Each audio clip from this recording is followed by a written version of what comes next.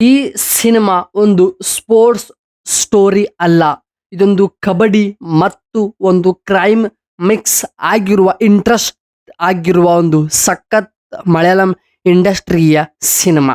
ಇವತ್ತು ನಾನು ನಿಮ್ಗಳಿಗೆ ಮತ್ತೊಂದು ಸಿನಿಮಾ ಪರಿಚಯ ಮಾಡಿಸ್ತಾ ಇದ್ದೀನಿ. ನಿಮ್ಗೆಲ್ಲರಿಗೂ ಗೊತ್ತಿರುತ್ತೆ, ಮಲಯಾಳಂ ಇಂಡಸ್ಟ್ರಿಯಿಂದ ಸುಮಾರಷ್ಟು ಸಿನಿಮಾಗಳು ಲೈನಪ್ ಅಲ್ಲಿ ಬಿಡುಗಡೆ ಆಗಿವೆ.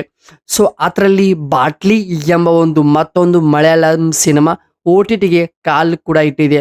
ಸೊ ಈ ಸಿನಿಮಾ ಎಷ್ಟು ಭಾಷೆಗಳಲ್ಲಿದೆ ಮತ್ತು ಇದು ಯಾವ ಪ್ಲಾಟ್ಫಾರ್ಮ್ ಅಲ್ಲಿ ನಾವು ಈ ಒಂದು ಸಿನಿಮಾ ನೋಡಬಹುದು ಅನ್ನೋದು ಇವತ್ತಿನ ಒಂದು ಮೂವಿ ರಿವ್ಯೂನಲ್ಲಿ ಸಂಪೂರ್ಣವಾಗಿ ನಿಮಗೆ ಈ ಒಂದು ಸಿನಿಮಾದ ಕಥೆಯಿಂದ ಕ್ಲೈಮ್ಯಾಕ್ಸ್ ವರೆಗೂ ಏನೇನೆಲ್ಲ ಆಗುತ್ತೆ, ಕತೆ ಹೇಗಿದೆ, ಪ್ರತಿಯೊಂದು ಪಾತ್ರಗಳು ಎಷ್ಟೆಲ್ಲ ಸ್ಕ್ರೀನ್ ಮೇಲೆ ಇಂಪ್ಯಾಕ್ಟ್ ಮಾಡಿವೆ ಅನ್ನೋದು ನಿಮಗೆ ರಿವ್ಯೂ ಮುಖಾಂತರ ಸಿನಿಮಾದ ಬಗ್ಗೆ ಅಪ್ಡೇಟ್ ಜೊತೆಗೆ ಸಿನಿಮಾದ ಇನ್ಫಾರ್ಮೇಶನ್ ಜೊತೆಗೆ review and analysis break down ಮಾಡೋಣ ಈ ಒಂದು ಸಿನಿಮಾ ಕಥೆಯನ್ನು. ಸೊ ಸ್ನೇಹಿತರೆ, ಈ ಒಂದು ಸಿನಿಮಾ ಬಗ್ಗೆ ಸಂಪೂರ್ಣವಾಗಿ ಮಾಹಿತಿ ತಿಳಿದುಕೊಳ್ಳಬೇಕಂದ್ರೂ ಆಸೆ ಅಥವಾ ಇಂಟ್ರೆಸ್ಟ್ ಇದ್ರೆ ಕೊನೆ ತನಕ ನೋಡಿ, ಸ್ಕಿಪ್ ಮಾಡಬೇಡಿ. ಏಕೆಂದರೆ ನಾನು ಅಪ್ಲೋಡ್ ಮಾಡುವಂಥ ಎಲ್ಲ ಸಿನಿಮಾಗಳ ಮಾಹಿತಿ ಯಾವುದು ನಿಮಗೆ ಸಿಗಬೇಕೆಂದ್ರೆ ನೀವು ಸಬ್ಸ್ಕ್ರೈಬ್ ಮಾಡಲೇಬೇಕಾಗುತ್ತದೆ. ಸೊ ಹಾಗೆ ಈ ಒಂದು ಸಿನಿಮಾದ ಕತೆ ಬಗ್ಗೆ ಆಗೋದು ಕಂಪ್ಲೀಟ್ ಆಗಿ ನೋಡ್ತಾ ಹೋಗೋಣ. ಈ ಒಂದು ಸಿನಿಮಾ ನೋಡಿದ ಮೇಲೆ ನಿಮಗೆ ಮೊದಲೇ ಅರ್ಥ ಆಗುತ್ತದೆ, ಇದೊಂದು ಸ್ಪೋರ್ಟ್ಸ್ ಸ್ಟೋರಿ ಸಿನಿಮಾ ಅಲ್ಲ. ಇದೊಂದು ಕಬಡ್ಡಿ ಪ್ಲೇಯರ್ಸ್ನ ಜೀವನದಲ್ಲಿ ನಡೆಯುವಂಥ ಒಂದು ಒಳ್ಳೆ ಕ್ರೈಮ್ ಅಂಡರ್ ವರ್ಲ್ಡ್ಗೆ ಎಂಟ್ರಿ ಕೊಡುವಂಥ ಒಂದು ಸಿನಿಮಾ. ಈ ಸಿನಿಮಾದಲ್ಲಿ ನಿಮಗೆ ಫ್ರೆಂಡ್ಶಿಪ್ ಅನ್ನು ಪರಿಚಯ ಮಾಡಿಸ್ತಾರೆ, ಲವ್ ಕೂಡ ಪರಿಚಯ ಮಾಡಿಸ್ತಾರೆ, ಅದರ ಜೊತೆಗೆ ಮಾಸ್ ಅಂಡರ್ ವರ್ಲ್ಡ್ ಕೂಡ ನಿಮಗೆ ಪರಿಚಯ ಕೂಡ ಮಾಡಿಸ್ತಾರೆ ಸಿನಿಮಾದ ಡೈರೆಕ್ಟರ್ ಅವರು. ಅಷ್ಟಕ್ಕೂ ಈ ಸಿನಿಮಾ ಹೇಗಿದೆ, ಎಲ್ಲಿ ನಾವು ಯಾವ ರೀತಿ ಯಾವ ಭಾಷೆಗಳಲ್ಲಿ ನೋಡ್ಬೇಕಂತ ನಿಮಗೆ ಡೌಟ್ ಇದ್ರೆ ನಿಮಗೆ ಈ ಸಿನಿಮಾ ಮಲಯಾಳಂನಲ್ಲಿ ಭಾಷೆಯಲ್ಲಿ ಬಂದಿದ್ರು ಕೂಡ ಕನ್ನಡ ಭಾಷೆಗೆ ಡಬ್ಬಿಂಗ್ ಆಗಿದೆ. ಏಕೆಂದರೆ ಮಲಯಾಳಂ ಸಿನಿಮಾ ಎಲ್ಲವೂ ಕೂಡ ಕನ್ನಡ ಭಾಷೆಗೆ ಡಬ್ಬಿಂಗ್ ಮಾಡ್ತಾರೆ. ಸೊ ಇದು ಕೂಡ ಈ ಸಿನಿಮಾ ಕನ್ನಡ ಭಾಷೆಗೆ ಸೋನಿ ಟಿವಿ ಎಂಬ ಒಂದು OTT ಪ್ಲಾಟ್ಫಾರ್ಮ್ ಅಲ್ಲಿ ನಿಮಗೆ ಯಾವ ಭಾಷೆ ಕಂಫರ್ಟಬಲ್ ಆಗುತ್ತೋ ಸೊ ಅಂತ ಒಂದು ಭಾಷೆಯಲ್ಲಿ ನೀವು ಈ ಸಿನಿಮಾ ಸಂಪೂರ್ಣವಾಗಿ ವೀಕ್ಷಣೆ ಮಾಡಬಹುದು. ಸೊ ಇವಾಗ ಟಾಪಿಕ್ಗೆ ಬರೋಣ. ಈ ಸಿನಿಮಾದ ಕತೆ ಕಡೆ ನೋಡೋಣ ಬನ್ನಿ. ಈ ಒಂದು ಸಿನಿಮಾ ಸ್ಪೋರ್ಟ್ಸ್ ಸಾಧಾರಣ ಸಿನಿಮಾವಲ್ಲ. ಇದೊಂದು ಕಬಡ್ಡಿ ಆಡುವಂತ ವ್ಯಕ್ತಿಗಳ ಜೀವನದಲ್ಲಿ ನಡೆಯುವಂತ ಒಂದು ಒಳ್ಳೆ ಘಟನೆ ಯಾವುದು, ಒಂದಿಷ್ಟು ಅಂಡರ್ ವರ್ಲ್ಡ್ ಪರಿಚಯ ಮಾಡುವಂತ ಸಿನಿಮಾದ ಕತೆ. ಸೊ ಬಾಟ್ಲಿ ಸ್ಟೋರಿ ನಡೆಯೋದು 4 ಕಬಡ್ಡಿ ಪ್ಲೇಯರ್ಸ್ ನಿಂದ ಸ್ಟಾರ್ಟ್ ಆಗುತ್ತದೆ ಈ ಸಿನಿಮಾದ ಕತೆ. ಇವು 4 ವ್ಯಕ್ತಿಗಳು ಸಿನಿಮಾ ಸ್ಟಾರ್ಟ್ ಅಲ್ಲಿ ತೋರಿಸ್ತಾರೆ, ಇವರು ಸಾಧಾರಣ ಬದುಕು ಬಾಳುತ್ತಿದ್ದಾರೆ. ಆದ್ರೆ ಇವರಿಗೆ ಒಂದು ಡ್ರೀಮ್ ಇರುತ್ತೆ, ಕಬಡ್ಡಿ ಚಾಂಪಿಯನ್ಸ್ ಆಗ್ಬೇಕಂತ. ಸೊ ಅದೇ ರೀತಿ ಕೂಡ ಎಲ್ಲ ಮ್ಯಾಚ್ಗಳಲ್ಲಿ ಆಗ್ಬೋದು, ಎಲ್ಲ ಪಂದ್ಯಗಳಲ್ಲಿ ಇವರು ತಮ್ಮದೇ ಆದಂಥ ಒಂದು ಗೆಲುವು ಸಾಧನೆ ಕೂಡ ಮಾಡ್ತಾರೆ ಸಿನಿಮಾಗಳಲ್ಲಿ. ಸೊ ಹಾಗೆ ಎಲ್ಲವೂ ಕೂಡ ಒಳ್ಳೆ ಒಂದು ಸರಿಯಾದ ನಡೆಯುವಂಥ ಒಂದು ಟೈಮಿನಲ್ಲಿ ಅವರ ಲೈಫಲ್ಲಿ ಒಂದಿಷ್ಟು ಪ್ರಾಬ್ಲಮ್ಸ್ಗಳು, ಒಂದಿಷ್ಟು ಡೇಂಜರಸ್ ವ್ಯಕ್ತಿಗಳ ಪರಿಚಯ ಆದಾಗ ಅದು ಹೇಗೆ, ಅದು ಯಾವ ರೀತಿ ಇಂಪ್ಯಾಕ್ಟ್ ಮಾಡುತ್ತೆ ಅಂತ ನೋಡೋಣ. ಸೊ ಅವರು ಗ್ರೌಂಡಲ್ಲಿ ಮಾತ್ರನೇ ಚಾಂಪಿಯನ್ಸ್ ಆಗಿರುತ್ತಾರೆ. ಆದರೆ ಆ ಗ್ರೌಂಡ್ ಬಿಟ್ಟು ಆಚೆಗೆ ಬಂದರೆ ಅವರ ಲೈಫ್ ತುಂಬಾನೇ ಕಷ್ಟಕರವಾಗಿರುತ್ತದೆ. ಪ್ರತಿಯೊಬ್ಬರ ಲೈಫ್ ಒಬ್ಬರು ಡಿಫ್ರೆಂಟ್ ಆಗಿನೇ ಇರುತ್ತೆ. ಬೇರೆಯೊಬ್ಬರು ಜೀವನ ಮಾಡೋಕ್ಕೋಸ್ಕರ ಬೇರೆ ಬೇರೆ ಪಾರ್ಟ್ ಟೈಮ್ ಜಾಬ್ ಆಗುವುದು, ಸಣ್ಣ ಪುಟ್ಟ ಕೆಲಸ ಕೂಡ ಮಾಡಿ ಹೆಂಗೋ ತಾವು ತಮ್ಮ ಫ್ಯಾಮಿಲಿಯನ್ನು ಕೂಡ ನೋಡಿಕೊಳ್ತಿರ್ತಾರೆ. ಆದರೆ ಎಲ್ಲರದು ಒಂದೇ ಡ್ರೀಮ್, ದೊಡ್ಡ ಟೀಮ್ ಮಾಡಬೇಕು, ಆ ಒಂದು ಟೀಮ್ ನ್ಯಾಷನಲ್ ಲೆವೆಲ್ಗೆ ಆಡ್ಬೇಕಂತ ಕನಸು ಕೂಡ ಕಟ್ಟಿರ್ತಾರೆ. ಅಂಥ ಒಂದು ಸಂದರ್ಭದಲ್ಲಿ ಆದರೆ ರಿಯಲ್ ಲೈಫಲ್ಲಿ ಅದು ಬೇರೆ ರೀತಿಯೇ ತಿರುವು ಪಡೆದುಕೊಳ್ಳುತ್ತದೆ. ಯಾಕಂದರೆ ಇವರು ಅನ್ಕೊಳ್ಳೋದೇ ಒಂದು, ಅಲ್ಲಿ ಆಗೋದೇ ಇನ್ನೊಂದು. ಸೊ ಇಲ್ಲಿ ಕೂಡ ಪ್ರಮುಖವಾಗಿ ನಮಗೆ ಮತ್ತೊಂದು ಹಾರ್ಟ್ ಟಚಿಂಗ್ ಸೀನ್ಸ್ಗಳು ಯಾವಂದರೆ ಇದರಲ್ಲಿ ಬರುವಂಥ ಫ್ರೆಂಡ್ಶಿಪ್. ಹೌದು, ಫ್ರೆಂಡ್ಶಿಪ್ ಸೀನ್ ಆಗೋದು, ಫ್ರೆಂಡ್ಶಿಪ್ನ ಕತೆ ತುಂಬಾನೇ ಸ್ಟ್ರಾಂಗ್ ಇದೆ. ಈ 4 ವ್ಯಕ್ತಿಗಳು ಪ್ರಾಣಕ್ಕೆ ಪ್ರಾಣ ಕೊಡುವಂತ ಸ್ನೇಹಿತರಾಗಿರ್ತಾರೆ. ಆದ್ರೆ ಅವರ ಮಧ್ಯದಲ್ಲಿ ದ್ವೇಷ ಉಂಟಾದಾಗ ಅದು ಬೇರೆ ರೀತಿ ಬೇರೆ ಹಂತಕ್ಕೆ ಡೇಂಜರಸ್ ಗ್ಯಾಂಗ್ಸ್ಟರ್ ಆಗಿ 4 ಜನ ಬದಲಾಗ್ತಾರೆ. ಸೊ ಅದು ಕೂಡ ತುಂಬಾ ಚೆನ್ನಾಗಿ ಸಿನಿಮಾದಲ್ಲಿ ತೋರಿಸಿದ್ದಾರೆ. ಸೊ ಆದ್ರೆ ರಿವೆಂಜ್ ಅಂತ ಬಂದಾಗ ಈ ಸಿನಿಮಾ ಸ್ಟೋರಿ ಬೇರೆ ಹಂತಕ್ಕೆ ಹೋಗುತ್ತೆ ಅಂತ ಹೇಳಿದೆ. ಸೊ ಅದು ಹೇಗೆ ಹೋಗುತ್ತೆ, ಆ ಹೋಗಲು ಕಾರಣ ಏನು, ಆ ಆ ಪ್ರಾಬ್ಲಮ್ಸ್ ಬಂದಾಗ ಹೇಗೆ ಎಲ್ಲರೂ ಬೇರೆ ಬೇರೆ ಆಗ್ತಾರೆ, ತಮ್ಮ ಡ್ರೀಮ್ ಕಬಡ್ಡಿ ಚಾಂಪಿಯನ್ಸ್ ಟೀಮ್ ಅದು ಎಲ್ಲಿ ಏನಾಗುತ್ತೆ ಅಂತ ನೋಡೋಣ ಬನ್ನಿ ಇವಾಗ. ಹಾಗೆ ನಮ್ಮ ಹೀರೋ ಪಾತ್ರ ಬಗ್ಗೆ ಕೂಡ ಮಾತನಾಡಬೇಕು. ಏಕೆಂದ್ರೆ ಹೀರೋ ಪಾತ್ರ ಬಂದಾಗ ನಾನು ಮುಂಚೆನೆ ಹೇಳಿದೆ, ಇದರಲ್ಲಿ ಸಿಂಪಲ್ ಪ್ಲೇಯರ್ ಇರ್ತಾನೆ ನಮ್ಮ ಹೀರೋ.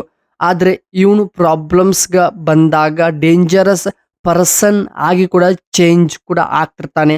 ಆದ್ರೆ ಎಲ್ಲವನ್ನು ಕೂಡ ತನ್ನಲ್ಲಿನೇ ಮುಚ್ಚಿಟ್ಕೊಂಡು ಕಬಡ್ಡಿನೇ ಜೀವ, ಕಬಡ್ಡಿನೇ ಸರ್ವಸ್ವ ಎಂದು ಬದುಕು ಕೂಡ ಮಾಡ್ತಾನೆ. ಸೊ ಆದ್ರೆ ಈ ಸಿನಿಮಾದಲ್ಲಿ ಎಷ್ಟು ಸಾಧ್ಯವಾಗುತ್ತೋ ಅಷ್ಟು ಇವರು ಪ್ರತಿಯೊಂದೊಂದು ಸೀನ್ ಕೂಡ ರಿಯಲಿಸ್ಟಿಕ್ ಆಗಿನೇ ತೋರ್ಸಕ್ಕೆ ಹೋಗಿದ್ದಾರೆ. ಅದು ಕೂಡ ಸಖತ್ತಾಗಿನೇ ವರ್ಕ್ ಆಗಿದೆ ಸಿನಿಮಾದಲ್ಲಿ. ಹಾಗೆ ಇದರಲ್ಲಿ ಒಂದಿಷ್ಟು ಸೀನ್ಸ್ ಬಂದಾಗ ಆಕ್ಷನ್ ಆಗ್ಬೋದು, ಲವ್ ಸೀನ್, ಫ್ರೆಂಡ್ಶಿಪ್ ಬಂದಾಗ ಒಂದು ಹೈ ಕ್ವಾಲಿಟಿಯ ಫೀಲ್ ನಿಮ್ಮಲ್ಲಿನೇ ಹುಟ್ಟಿಸುತ್ತದೆ. ಅಷ್ಟು ಚೆನ್ನಾಗಿ ಕತೆ ಹೇಳುವಂತ ರೀತಿ, ಫ್ರೆಂಡ್ಶಿಪ್ ಎಲಿಮೆಂಟ್ ಬಂದಾಗ ಆ ಒಂದು ಗ್ರ್ಯಾಪ್ ಆಗೋದು, ಆ ಒಂದು ಫೀಲ್ ನಿಮ್ಮನ್ನು ತುಂಬಾನೇ ಹಾರ್ಟ್ ಟಚಿಂಗ್ ಮಾಡುತ್ತದೆ ಸ್ನೇಹಿತರೆ. ಸೊ ಹಾಗೆ ಈ ಒಂದು ಸಿನಿಮಾದ ಕ್ರೈಮ್ ಆಂಗಲ್ಗೆ ಬಂದಾಗ ಅಲ್ಲಿ ಬಂದ್ಮೇಲೆ ಮೂವಿ ತುಂಬಾನೇ ಡಾರ್ಕ್ ಆಗಿ ಹೋಗುತ್ತದೆ. ಏಕೆಂದ್ರೆ ಪ್ರತಿಯೊಂದೊಂದು ಆಂಗಲ್ ಚೇಂಜ್ ಆದಾಗ ಕತೆ ಕೂಡ ಬದಲಾಗುತ್ತದೆ. ಏಕೆಂದ್ರೆ ಸ್ಟಾರ್ಟ್ ನಾವು ಮೊದಲು ಪರಿಚಯ ಮಾಡಿಸೋದು ಫ್ರೆಂಡ್ಶಿಪ್, ಅವ್ರು ಏನು ಮಾಡ್ತಾರೆ, ಏನು ಮಾಡೋಕ್ಕೆ ಹೊರಟಿದ್ದಾರೆ ಅಂತ ಸಿನಿಮಾದಲ್ಲಿ ಸ್ವಲ್ಪ ಹೊತ್ತಲ್ಲಿ ತೋರಿಸ್ತಾರೆ. ಬಟ್ ಫಸ್ಟ್ ಸ್ಟಾಪ್ ಇನ್ನು ಎಂಡ್ ಆಗಿರಲ್ಲ.